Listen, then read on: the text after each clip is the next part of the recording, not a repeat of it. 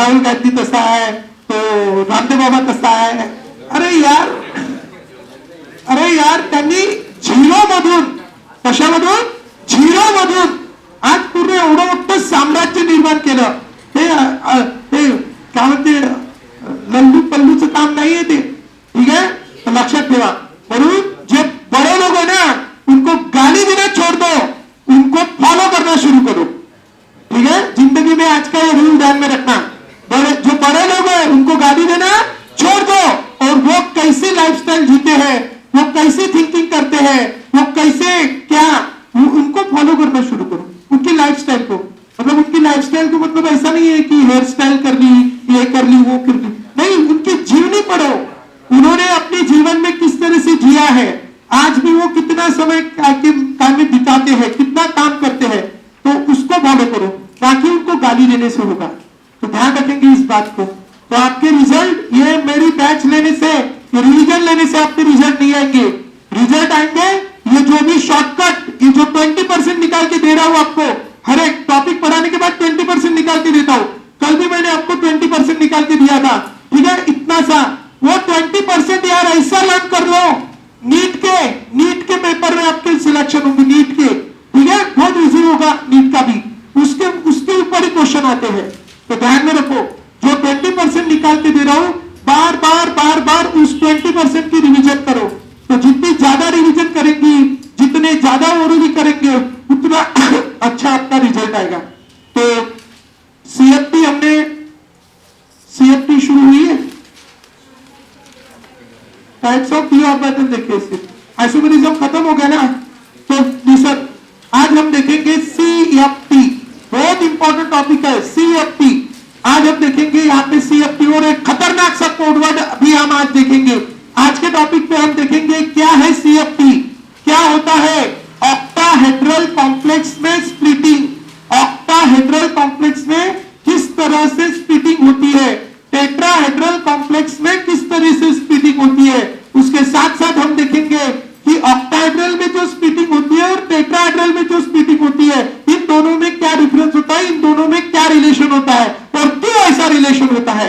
इसके साथ साथ भी आज हम देखेंगे कौन सी लिगैंड है, क्यों किसी लिगैंड को हम कहते हैं स्ट्रॉन्ग फील्ड लिगैंड, क्यों किसी लिगैंड को कहते हैं वीक फील्ड लिगैंड, कौन सी लिगैंड है जो स्ट्रॉन्ग फील्ड है, कौन सी लिगैंड है जो वीक फील्ड है, और उसका इतना खतरनाक सा कोड वर्ड है, वो भी हम देखेंगे. तो टॉपिक को शुरुआत करते हैं. सबसे पहले हम देखते हैं D orbitals. In all there are the 5 D orbitals. कितनी डी ऑर्बिटल है बच्चों, 5, ठीक है. अब ये जो डी ऑर्बिटल है, जैसे पी का शेप ऐसा होता है जिसको कहते हैं डंबल, लेकिन इस डी ऑर्बिटल में होती है कितनी dumbbell, 2. So it is the double dumbbell shape. अब ये डबल डंबल शेप है, तो हमारे पास एक है बच्चों एक्स एक्सिस और दूसरा है वाई एक्सिस, और यहां से जा रही है लोब्स. तो lobes are passing in between X and Y axis. तो जब लोब एक्सिस के बीच में से जाती है तो हम उसको कहते हैं नॉन एक्सियल. क्या कहते हैं इसको, नॉन एक्सियल. लेकिन जब लोब काय में से जाती है, एक्सिस में से ही जाती है, तो हम उसको कहते हैं एक्सियल. आप गौर से देखिए बच्चों, यहाँ पे ये है एक्सिस और ये लोब काय में से जा रही है, एक्सिस में से जा रही है. तो एक जा रही है एक्स से, एक जा रही है वाई से, नाम रखा D X square Y square. यहाँ पे अगर हम देखेंगे तो यहाँ पे आई से this is the Z axis, ठीक है. तो एक लोब यहां से जा रही है.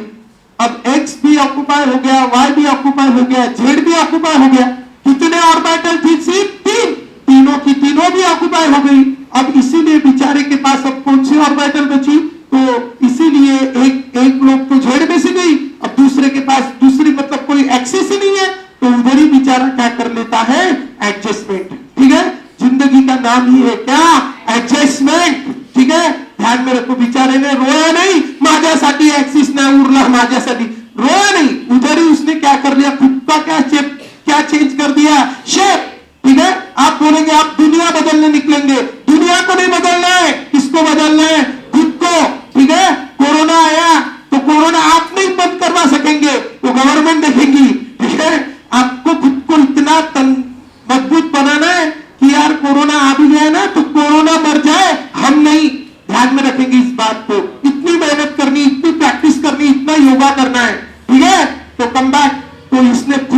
क्लैरिफाई किया। किसको? खुद को। नया एक्सिस बनाने के लिए आंदोलन नहीं किया कि हमें और एक एक्सिस चाहिए, सबको मिला मेरे को नहीं, ऐसा नहीं बोला उसने। ठीक है, तो ध्यान में रखो, एक ऑर्बिटल ऐसा आएंगी और दूसरी ऑर्बिटल ऐसा, तो क्या हो गया? dz²। तो ध्यान रखेंगे, जिंदगी सिखा दी, पूरी केमिस्ट्री जिंदगी सिखा देती है। ठीक है, ध्यान में रखेंगे इसको। तो this is dx² y² and dz²। अभी यहाँ पे हम ये हो गई एक्सियल। एक्सियल ऑर्बिटल को हम कहते हैं eg, और इनको एक्सियल हमने क्यों कहा? क्योंकि इनके लोब्स कहां में से जा रहे हैं? एक्सिस में से जा रहे हैं। इनके लोब्स एक्सिस में से जा रहे हैं, इसीलिए इन ऑर्बिटल्स को हम कहते हैं कौन सी ऑर्बिटल? Axial orbital. सेकंडली, इनके लोब्स एक्सिस में से नहीं जा रहे। अभी अभी हमने देखा था कौन से दो एक्सिस के बीच में से गया? एक्स एंड वाई, इसीलिए इसका नाम रखा dxy। इसका नाम रखेंगे dyz, इसका नाम dzx। एक बार x और y के बीच में से जाएगा, एक बार y और z के बीच में से, और एक बार z और x के बीच में से। तो ऐसे तीन टाइप की हमारे पास है d ऑर्बिटल्स। सॉरी, इनको हम कहते हैं नॉन एक्सियल d ऑर्बिटल, और इनको हम रिप्रेजेंट करते हैं T2G से। तो हमारे पास दो टाइप की ऑर्बिटल्स हो गई बच्चों, एक हो गई Eg और दूसरी हो गई T2G। अब क्या होगा इस Eg और T2G में? यहां तक क्लियर है? अब हम और थोड़ा आगे चलते हैं। जब क्या होता है, मैं कोई भी एक कॉम्प्लेक्स कंसीडर करता हूं, I just consider this complex CONH3/6 and the complex carry try positive charge. ठीक है, CONH3/6 ट्राई पॉजिटिव, ये कॉम्प्लेक्स है। कैसे बनेगा ये कॉम्प्लेक्स?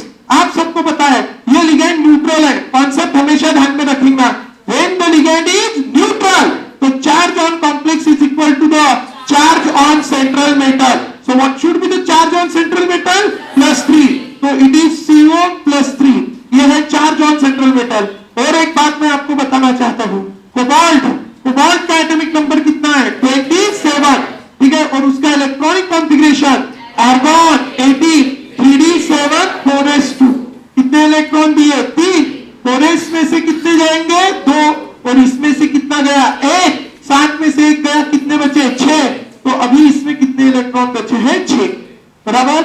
अब क्या है, जब वो अकेला होगा, तो क्या होगा? उसको किसी का डिस्टर्ब नहीं होगा, वो अकेला बैठा है। बराबर, उसके तरफ ना कोई आ रहा है ना कोई जा रहा है, वो अकेला बैठा है। और इसी वजह से उसकी जो पांचों भी डी ऑर्बिटल है, वो सारी डी ऑर्बिटल्स की एनर्जी कैसी रहेगी? सेम। ठीक है, वो अकेला है। कोरोना हो गया तो अकेले को रूम में बंद कर देते थे, और अंग्रेजी में कहते थे आइसोलेशन। क्या कहते थे? आइसोलेशन। उसी तरह ये अभी अकेला है, मतलब कैसा है? आइसोलेटेड। कैसा है? आइसोलेटेड। मेटल आयन, अरे है ना। और इस आइसोलेटेड मेटल आयन में जो पांचों की डी ऑर्बिटल है, उन पांचों की डी ऑर्बिटल की एनर्जी कैसी होती है? सेम। ठीक है, और जिनकी एनर्जी सेम होती है उनको कहते हैं degenerate D orbital. Degenerate D orbital क्या कहते हैं इसको? Degenerate D orbital. जिनकी पांचों की भी एनर्जी सेम होती है उनको कहते हैं degenerate D orbitals in isolated metal ion. Isolated metal ion. These are the 5 degenerate d orbitals in isolated metal ion. अब क्या है, आप कभी रेलवे स्टेशन गए हो? ठीक है, क्या के लिए गए थे? 10वीं की एग्जाम होने के बाद, रिजल्ट लगने के बाद? अरे गए थे क्या? अरे गए होंगे, क्योंकि 10वीं की परीक्षा होगी तो एक टेंशन से आप कम हो गए, तो कहां पे घूमने वगैरह गए होंगे, तो गए होंगे रेलवे स्टेशन। ठीक है, आप कुछ गलत मत समझना। ठीक है, सो ध्यान में रखो। तो रेलवे स्टेशन गए होंगे, तो रेलवे स्टेशन में हम काय को जाते हैं? रेलवे स्टेशन पे हम काय को जाते हैं? रेलवे स्टेशन को हम ट्रेन में बैठने को जाते हैं। तो गए बराबर ट्रेन में बैठते हैं कि पहले कहा अलग जगह बैठते हैं? अलग जगह बैठते हैं। कौन सी होती है वो अलग जगह? ट्रैक। कुछ लोग ट्रैक पे बैठते होते, इसलिए तो बोला जाते हैं कि रिजल्ट के बाद गए थे क्या। ठीक है, सो डोंट वरी, ट्रैक पे नहीं बैठते बेटा, प्लेटफॉर्म पे बैठते हैं। तो ये प्लेटफॉर्म है, ठीक है, और ये ट्रैक है। दिस इज प्लेटफॉर्म क्रमांक 1 एंड प्लेटफॉर्म क्रमांक 2, ठीक है। तो अभी क्या हुआ कि सॉरी, रेलवे स्टेशन पे कौन आती है? कौन आती है, ठीक है। तो रेलवे स्टेशन पे कौन आती है? ट्रेन, ठीक है, कोई भी लोग, ठीक है, कौन आती है? ट्रेन। और उसमें बैठने के लोग उधर पहले काय में बैठते हैं? प्लेटफॉर्म, ठीक है। तो ध्यान रखेंगे ये डी ऑर्बिटल है। तो इनिशियली इसके अंदर समझो कितने इलेक्ट्रॉन है? 5 या 6 व्हाटएवर इट इज। तो इसके अंदर की जो इलेक्ट्रॉन है वो जब ट्रेन आती ही नहीं है, लोग सिर्फ बैठे रहते। जब ट्रेन आती नहीं है तो लोग सिर्फ बैठे रहते, बराबर। तो सबकी एनर्जी कैसी होती है? सेम, स्टेबल, इक्वली स्टेबल है। तो सबकी एनर्जी कैसी है? सेम, ठीक है। अब क्या होता है, अभी इधर पहले समझा देता हूं। इनके तरफ ये अभी CO है, अकेला CO, बराबर। अब उसके तरफ कौन आ रहा? अमोनिया। अमोनिया लिगेंड आ रही है। ये क्या लेके आ रही है? इलेक्ट्रॉन की pair. You all know very well about the electron. Electron carry which charge? Negative charge. और एक की जगह कितने हैं? 2, तो 2 नेगेटिव है, तो नेगेटिव चार्ज ज्यादा है, बराबर। और इसमें भी क्या है? क्या है ये? Arrow electrons. तो कितने? 5 इलेक्ट्रॉन, इसमें भी 6 इलेक्ट्रॉन। इनके ऊपर भी कौन सा चार्ज है? नेगेटिव। और हमारा बचपन का कॉन्सेप्ट है नेगेटिव रिपल्शन, ध्यान में रखेंगे। तो अभी अभी समझ गए। तो जब उधर से कौन आएंगी? ये मेटल है और लिगेंड आएंगी उसके तरफ। तो जब लिगेंड बहुत दूर होगी, जैसे प्लेटफॉर्म पे लोग बैठे हैं और ट्रेन आ रही है और ट्रेन बहुत दूर होती है, तो पहले वो बजाती है हॉर्न, ठीक है। अरे क्या बजाती है? तो हॉर्न बजाती है। अब जब वो बहुत दूर होती इकड़े है, ठीक है, ये इधर आने की है स्टेशन पे, ठीक है, इधर है। तो अब इनको लगता हमारी है और इनको लगता हमारी है। अरे है ना, क्या इनको लगता हमारी है और इनको लगता हमारी है। तो क्या होता है जब वो बहुत दूर होती है, तो क्या होता है बताओ? कौन कौन खड़े होता है? दोनों, प्लेटफॉर्म क्रमांक 1 और प्लेटफॉर्म क्रमांक 2, ठीक है। प्लेटफॉर्म क्रमांक 1 और प्लेटफॉर्म क्रमांक 2, दोनों जो प्लेटफॉर्म पे जो लोग हैं उनको लगता कि हमारी ट्रेन आ गई, वो खड़े हो जाते हैं, ठीक है। लेकिन तो दोनों की एनर्जी कैसी बढ़ती है? इक्वली, है ना। जब वो बैठे हैं तो स्टेबल है। अब क्या हो गए? वो अनस्टेबल हो गए। खड़े हो गए तो क्या हो गए? अनस्टेबल। अब अनस्टेबल हो गए, तो अनस्टेबल हो गए, स्टेबिलिटी कम हो गई, तो क्या बढ़ गई? एनर्जी सबकी इक्वली, ठीक है। तो इक्वली एनर्जी बढ़ गई एंड हायर एनर्जी स्टेट में वो चले गए। And that higher energy state is called excited state, ठीक है। लेकिन अभी भी वो अकेला है, अभी तक लिगेंड पास आने की है। So this is the which state? Excited state.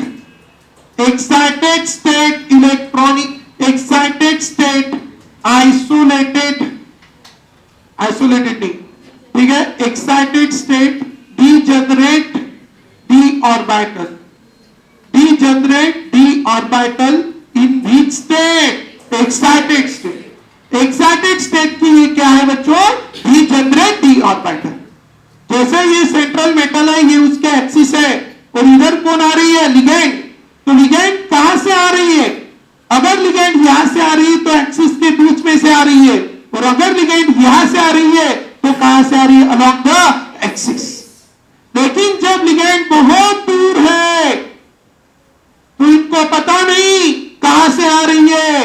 ये बोलेगा इधर की ऑर्बिटल बोलेंगी इन बिटवीन द एक्सिस, और ये अलोंग द एक्सिस। ये बोलेगा बीच में से आ रही है, और ये बोलेगा इधर से आ रही है। They get confused, and so both experience the same repulsion. And so energy of both axial and non-axial d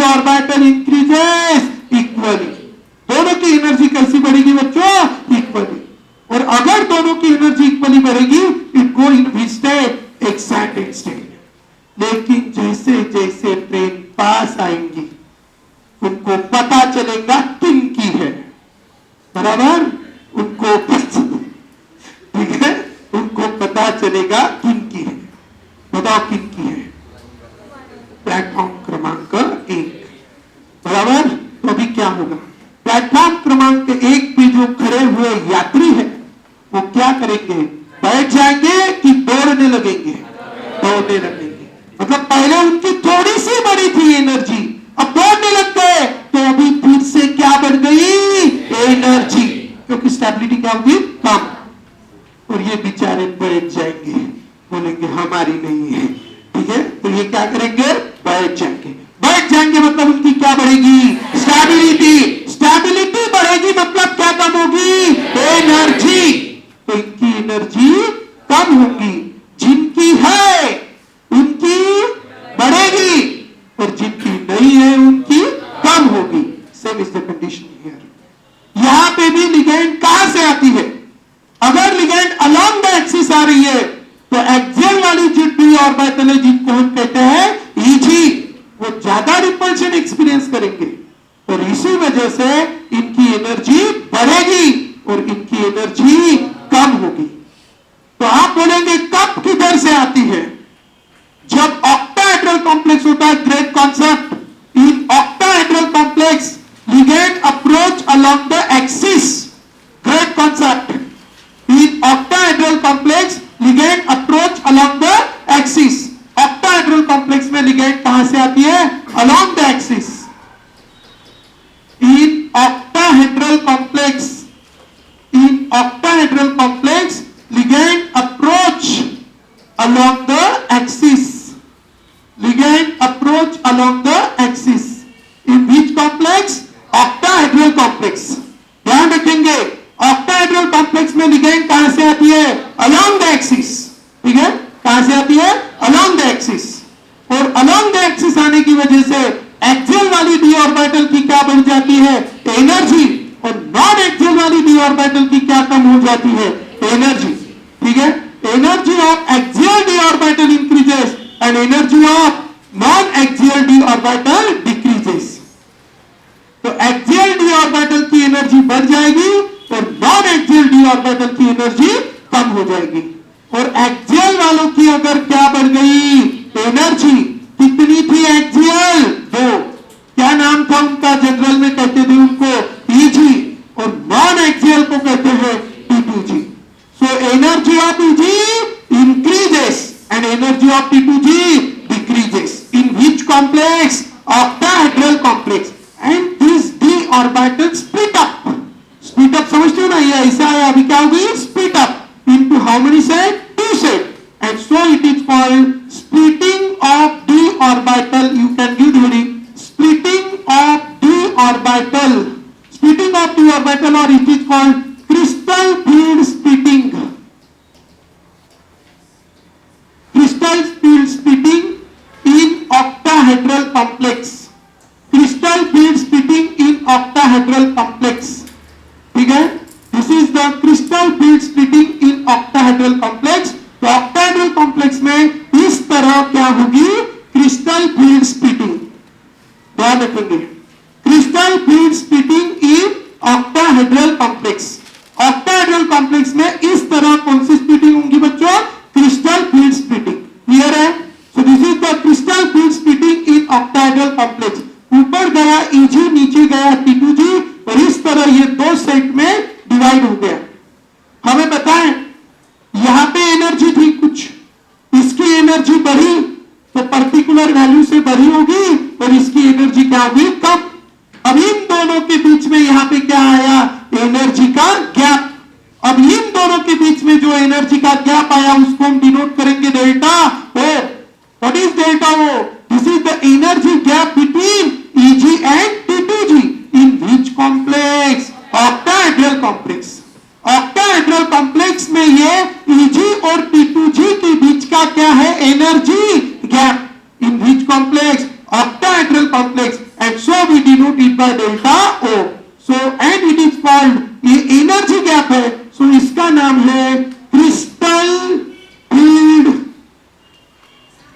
splitting energy. Energy in octahedral complex, in octahedral complex. तो crystal field splitting energy, crystal field splitting energy, ठीक है। इसको और एक दूसरा नाम भी है। इनको अलग अलग करने से क्या हुआ, स्टेबिलिटी बढ़ी कि कम हुई? अब हमें पता नहीं क्या हुई। I just give you one example in your home. याद करो वो दिन जब आप छोटे होते थे, आपके घर में एक सोफा था, वो सोफे पे आप बैठ के पढ़ाई करते थे और आपके जो छोटे भाई बहन या बड़े भाई बहन हैं वो भी आपके बाजू में ही बैठते थे। बहुत हो गया 5-10 मिनट, उसके बाद आप दोनों का क्या शुरू होता था, झगड़ा, रिपल्शन चालू होता था।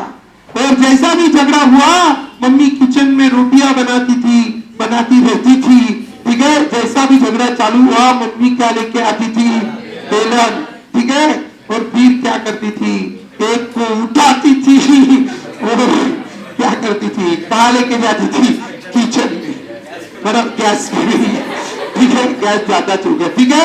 तो क्या होता था, एक को उठाती थी, पहले तो बाजू वाले सोफे पे बिठाती थी, ठीक है।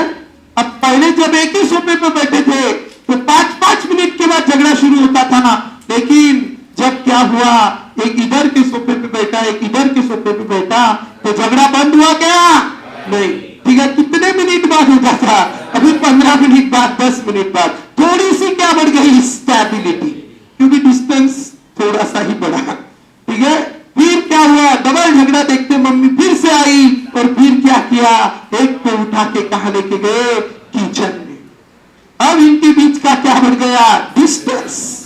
तो अभी झगड़ा होगा क्या, नहीं, झगड़ा कम होगा, रिपल्शन कम होगा, तो क्या बढ़ गई, स्टेबिलिटी, बराबर। तो ये इनके बीच में क्या प्रोड्यूस होने से, गैप प्रोड्यूस होने से यहां पे भी क्या बढ़ गई, स्टेबिलिटी। और इसी स्टेबिलिटी को हम कहते हैं क्रिस्टल फील्ड स्टेबलाइजेशन एनर्जी।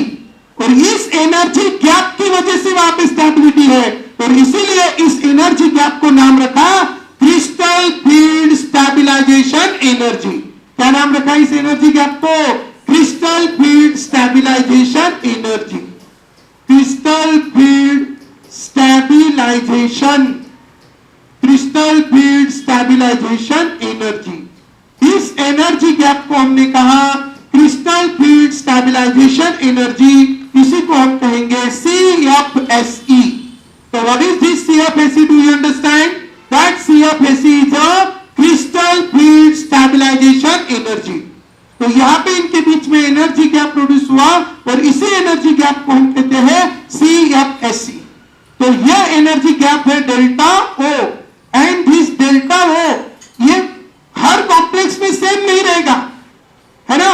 हर घर में किचन और हॉल के बीच का डिस्टेंस सेम नहीं रहेगा, कुछ घर में ज्यादा रहेगा तो कुछ घर में कम रहेगा। Same is the condition here, अलग अलग कॉम्प्लेक्सेस में ये डिस्टेंस सेम नहीं रहेगा, कहां पे ज्यादा रहेगा या कहां पे कम रहेगा। तो जितना भी डिस्टेंस रहेगा उसको 10 इक्वल पार्ट में डिवाइड किया गया और एक पार्ट का नाम रखा 1dq। एक पार्ट का क्या नाम रखा, 1dq। कितने पार्ट थे इसके, 10। इसीलिए ये जो एनर्जी गैप है जिसको हम कैसे डिनोट कर रहे हैं, delta O, and this delta O is equal to how much dq, 10dq।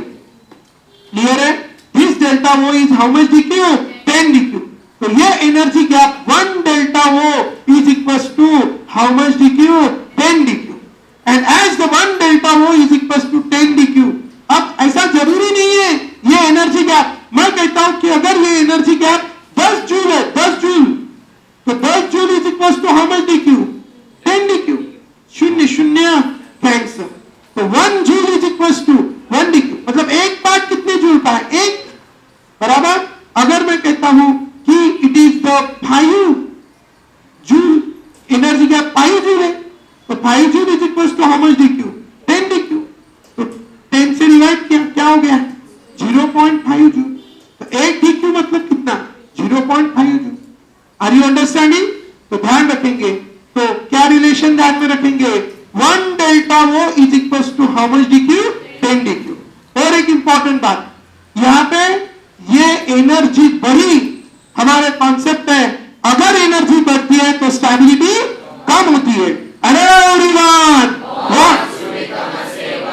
खाना खा के नहीं आए क्या?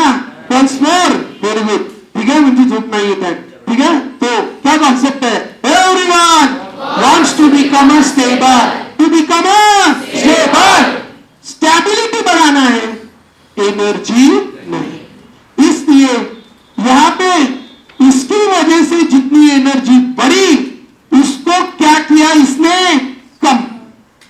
इसने बढ़ाई तो इसने क्या किया? कम और मैनेज किया। बोला एनर्जी बढ़ेंगी तो क्या कम हो जाएंगी? स्टेबिलिटी। और इसीलिए जितने से इसकी बढ़ती है उतने से ही इसकी क्या होनी चाहिए? कम। तो वहां पे कोई एनर्जी में चेंज नहीं आएगा। और इसके लिए ये लिख लिया ना आपने, इसके लिए हमें पता है एक ऑर्बिटल मतलब एक डब्बा, एक डब्बे में ज्यादा से ज्यादा कितने इलेक्ट्रॉन रह सकते हैं? 2। तो इधर कितने डब्बे हैं? 2। तो इलेक्ट्रॉन कितने रहेंगे? 4। तो 4 इलेक्ट्रॉन रहेंगे। और ईजी में कितने रहेंगे? 4। और इसमें कितने डब्बे हैं? 3। तो इसमें कितने रहेंगे? 6। तो इसमें रहेंगे 4 इलेक्ट्रॉन और इसमें रहेंगे 6 इलेक्ट्रॉन। अब क्या है? अब यहां पे 4 इलेक्ट्रॉन रह सकते हैं। अब जितने से इनकी बढ़ेंगी 4 की, उतने से इन 6 की क्या होनी चाहिए? कम। इसलिए जितना इंक्रीज उतना ही डिक्रीज अगर करना है तो हमें यहां पे करना पड़ेगा कौन सा मल्टीप्लीकेशन? क्रॉस मल्टीप्लीकेशन, ठीक है। अगर हम कहें कि एक इलेक्ट्रॉन जो ईजी में जाएगा उसकी अगर कितने से बढ़ी? 6 से, एक की 6 से, तो 4 की 7 और 24, ठीक है। हाँ सांगा वर्ग पहला, ठीक है। तो कितने से बढ़ी? 24 से। और मैं कहता हूं कि टीटूजी में जाने वाले हर एक की अगर कितने से कम हुई? 4 से, 4 डीक्यू से। कितने से? 4 डीक्यू से। तो 6 की कितने से कम होगी? -24। Are you understanding? क्लियर है सब? अगर जो कहा जा रहा है ऊपर उसकी कितने से बढ़ेगी?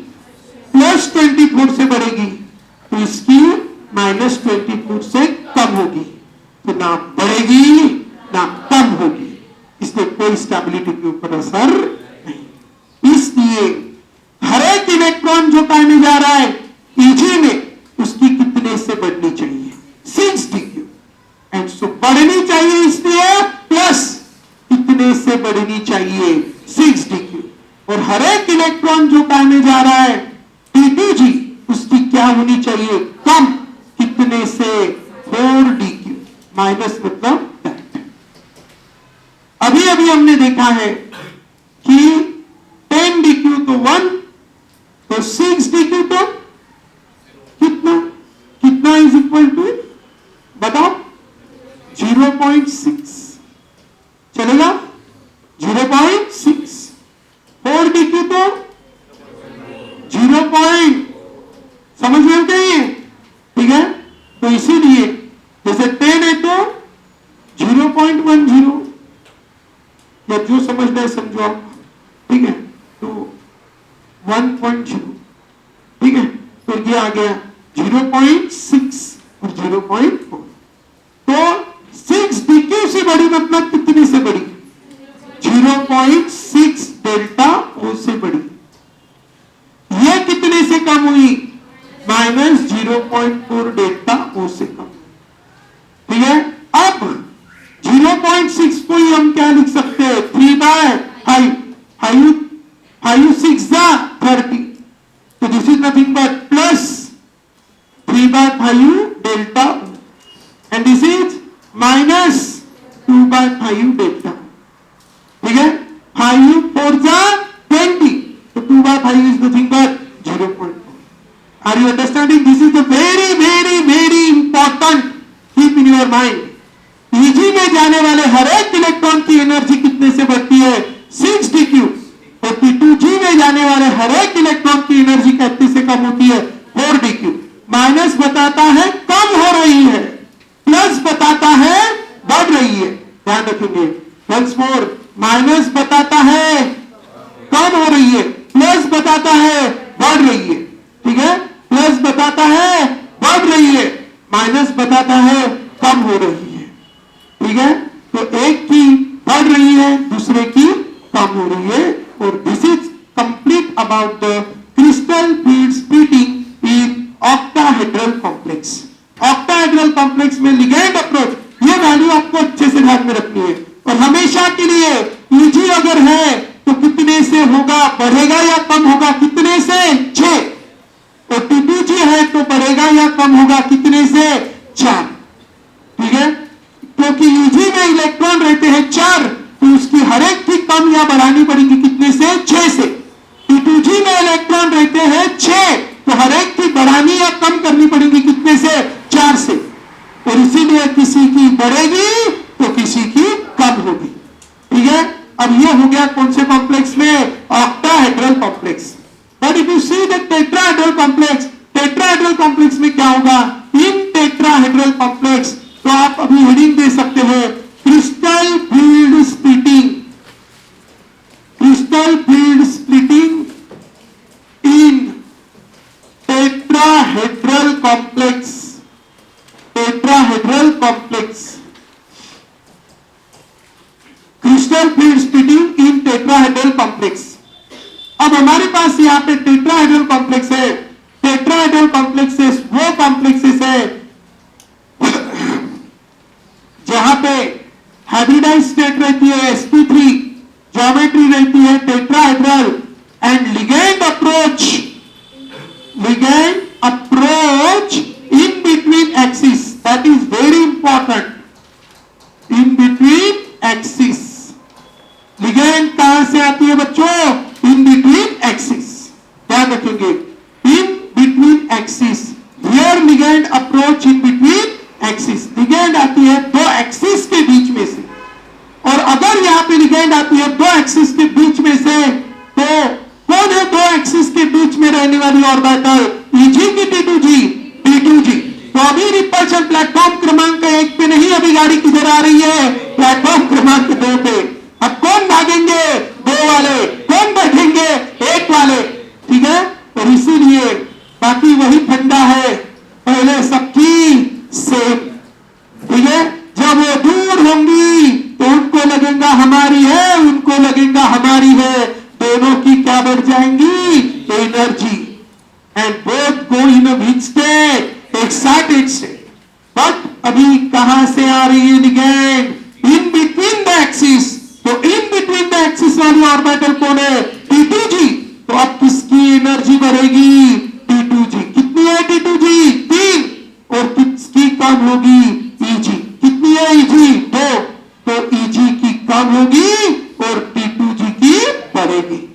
और अभी इनके बीच में फिर से क्या प्रोड्यूस होगा, गैप, एनर्जी गैप है, डिफरेंस है एनर्जी का, सो denoted by delta.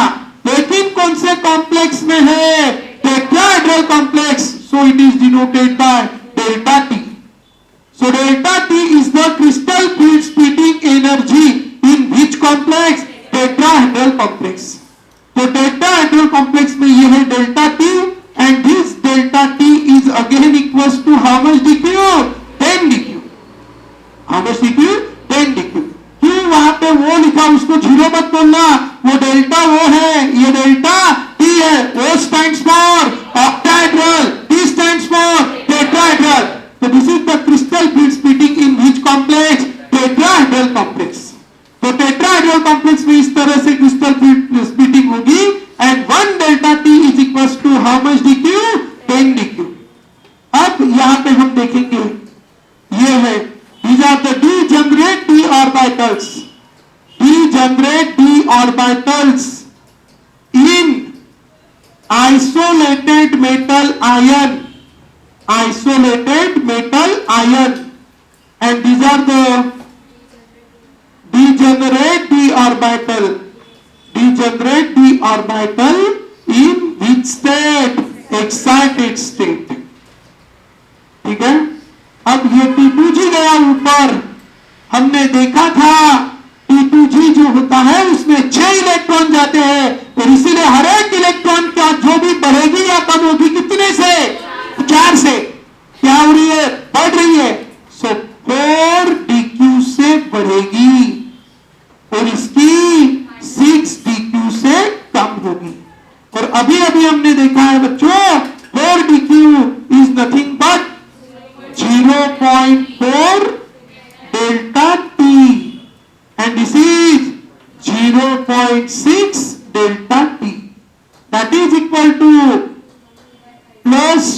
by 5 delta T, and that is equal to minus 3 by 5 delta T. This is about the crystal field splitting in tetrahedral complex. So in this way, we have seen about the crystal field splitting in tetrahedral complex as well as in octahedral complex. अब एक बात आपको हमेशा के लिए ध्यान में रखनी है कि टेट्राहेड्रल कॉम्प्लेक्स में होने वाली क्रिस्टल फील्ड स्प्लिटिंग ये ऑक्टाहेड्रल के कंपैरिजन में कम होती है। अब ये क्यों कम होती है, इसके पीछे के रीजन है। सबसे पहले स्प्लिटिंग कौन क्यों हो रही है, क्योंकि कौन आ रही है, जब तक मम्मी नहीं आएंगी तब तक एक सोफे पे बैठे हुए दो बच्चे अलग अलग नहीं होंगे, वो एक दूसरे को मारेंगे लेकिन वहां से अलग नहीं होंगे। बराबर, ये किसके कारण जुदा हो गई है, सेपरेट हो गए, कौन आने की वजह से, मम्मी। उसी तरह यह किसकी वजह से जुदा हो रहे, कौन आने से, लिगेंड। अरे कौन आने से, लिगेंड। अगर वो ना आती, अगर ट्रेन ना आती तो लोग वहां पे बैठे ही रहते, झगड़ा करते बैठने के लिए, ठीक है। लेकिन कौन आने की वजह से, ट्रेन आने की वजह से कुछ चले गए, कुछ बैठ गए। Are you understanding? Same is the condition here. यहां पे भी इनके बीच में स्प्लिटिंग हो रहा है, किसके आने की वजह से, ट्रेन में बोलना इधर, क्या आने की वजह से, लिगेंड। तो लिगेंड अगर ज्यादा आएगी तो एनर्जी गैप ज्यादा होगा, तो लिगेंड कम आएंगी तो एनर्जी गैप कम होगा। तो हमें पता है कि टेट्राहेड्रल कॉम्प्लेक्स में सिर्फ कितनी लिगेंड आती है, 4, और ऑक्टाहेड्रल में 6। तो किस में ज्यादा आती है, ऑक्टाहेड्रल, और इसीलिए ऑक्टाहेड्रल में स्प्लिटिंग ज्यादा और टेट्राहेड्रल में स्प्लिटिंग कम। और इसीलिए क्या होगा, ऑक्टाहेड्रल में स्प्लिटिंग ज्यादा और टेट्राहेड्रल में स्प्लिटिंग कम। और इसीलिए crystal field splitting energy in octahedral complex is greater than crystal field splitting energy और stabilization energy in tetrahedral complex, और लगभग आधी होती है। Delta T is nearly equal to 4/9 delta O.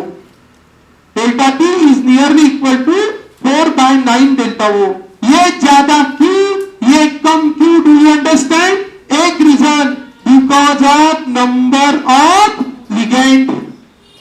Secondly एक और बात बताता हूं, एक छोटा सा रास्ता था, वो रास्ते से इधर से एक बाइक वाला जोर से जा रहा था, इधर से जोर से जा रहा था। अब दोनों का ध्यान नहीं था, दोनों अपने नशे में वो मग्न थे। तो क्या हो गया, इसने इसको ठोक दिया, तो एक्सीडेंट। ये भी 100 की स्पीड से था, ये भी 100 की स्पीड से था, पहली बात। दूसरी बात, बड़ा ट्रैक है, ऐसे ग्राउंड से गाड़ियां जा रही थी, अभी भी एक दूसरे के सामने से आए। अब ये भी 100 की स्पीड से है, ये भी 100 की स्पीड से है, ठीक है। ये फर्स्ट केस, ये सेकंड केस, कहां पे एक्सीडेंट होने की पॉसिबिलिटी ज्यादा, फर्स्ट। सेकंड में कम, जैसे भी पता चलेगा ये इधर जाएगा, इधर जाएगा, या पास पास थोड़ा खर्च करेंगे, इधर गिरेगा, इधर ठोक देंगे, उड़ेंगे जोर से। तो इस केस में एनर्जी गैप ज्यादा और इस केस में एनर्जी गैप कम। तो ये इन दोनों का एक्सिस कैसा है, same. In between the axis जगह कैसी है, ज्यादा, इसलिए रिपल्शन थोड़ा क्या होगा, कम। और यहां पे अलोंग द एक्सिस जगह कैसी है, बहुत कम, इसलिए रिपल्शन कैसा होगा, ज्यादा। तो सेकंड रीजन है कि इन octahedral complex, in octahedral as ligand approach along the axis, therefore experience more repulsion, octahedral complex में ligand along the axis आने की वजह से वो क्या करेंगे, बहुत ज्यादा क्या एक्सपीरियंस करेंगे, रिपल्शन, बहुत ज्यादा रिपल्शन एक्सपीरियंस करेंगे। कौन से कॉम्प्लेक्स में, ऑक्टाहेड्रल कॉम्प्लेक्स में। लिगेंड कहां से आ रही है, अलोंग द एक्सिस आ रही है, और इसलिए it will experience the more repulsion. Are you understanding? This is the important thing. वो ज्यादा रिपल्शन एक्सपीरियंस करेंगे और ये ज्यादा रिपल्शन एक्सपीरियंस करेंगे, ये नहीं करेंगे. These are the two reasons that why in octahedral complex the crystal field splitting energy is more. Secondly, we can measure the value of crystal field splitting energy here. But before that, I just give you the factors affecting crystal field splitting energy. CFSE, crystal field splitting energy, is directly proportional to the. अभी मैंने बताया, बच्चों को जितना दूर बिठाएंगे घर में शांति ज्यादा होगी, मतलब घर में स्टेबिलिटी ज्यादा होगी. तो क्रिस्टल, ये एनर्जी गैप ही क्या है? क्रिस्टल फील्ड स्प्लिटिंग एनर्जी या क्रिस्टल फील्ड स्टेबलाइजेशन एनर्जी. तो क्रिस्टल फील्ड स्टेबलाइजेशन एनर्जी जितनी ज्यादा होगी उतना स्टेबिलिटी भी ज्यादा. तो CFSE is directly proportional to the stability of complex. Crystal field stabilization energy is directly proportional to the stability of the complex. ठीक है? पहला एक CFT का एक पोस्टुलेट है. पोस्टुलेट कहता है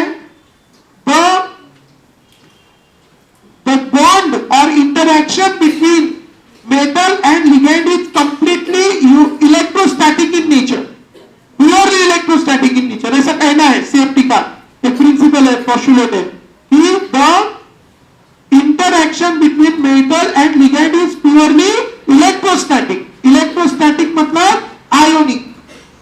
और आयोनिक बॉन्ड किसके बीच में बनता है? कटायन और अनायन. और कटायन जो होता है कटायन, तो कटायन यहां पे है. तो कटायन के ऊपर के पॉजिटिव चार्ज की इंटेंसिटी कब ज्यादा रहेगी? जब उसके साइज कैसा रहेगा? छोटा.